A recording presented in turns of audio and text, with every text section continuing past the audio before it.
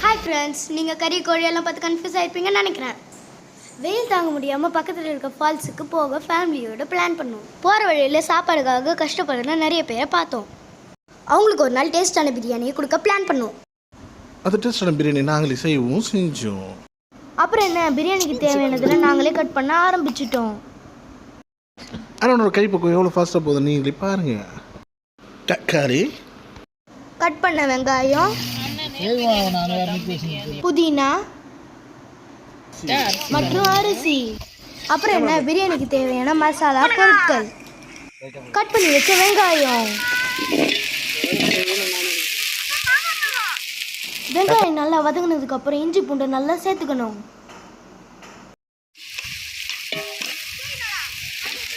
தக்காளி, தக்காளி சொல்லிட்டு போறேன். தக்காளி காத்தரா, உப்பு. இவர் தான் நம்ம பிரியாணியோட மாஸ்டர்.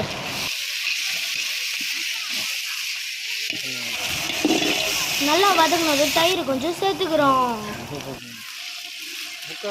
அப்படி எடுத்து போட்டுக்கிறேன்னா அப்புறம் கறியை ஆட் பண்ணிக்கிறோம்.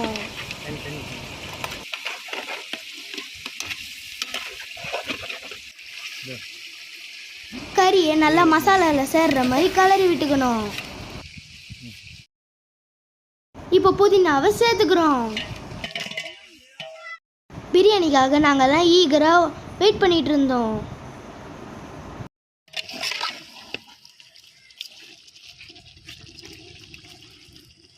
Biryani masala, chicken 65 masala, chilli powder,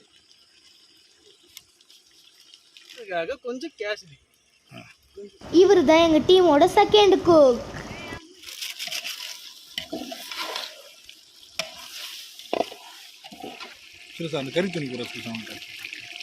எல்லாத்தையும் ஒன்றா சேர்த்து கலர்னதுக்கப்புறம் அதோட கலரை பாருங்களேன். வாவ், கலர் டார்க்காக இருக்கக்கூடாது.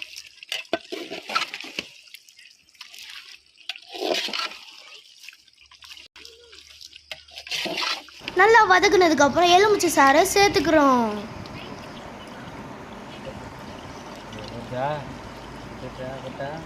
போட்டாக்கா பச்சுக்கோ.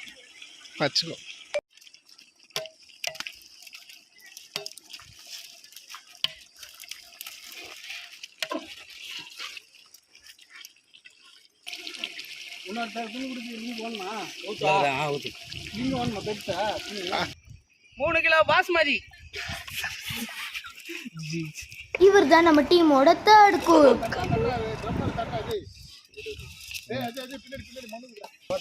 ஒரு குடம் தண்ணி. உட்காந்துருப்பா ராஜா. ஃபைனலாக பிரியாணியில் தண்ணியை ஆட் பண்ணிட்டோம். இப்போ தண்ணி நல்லா கொதிக்கிற வரைக்கும் வெயிட் பண்ண போகிறோம்.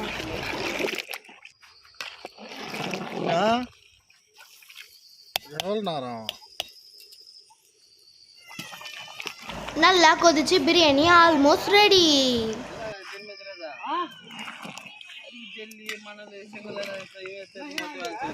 இனி பிரியாணியில தட்டு போட்டு மூட வேண்டியதுதான்.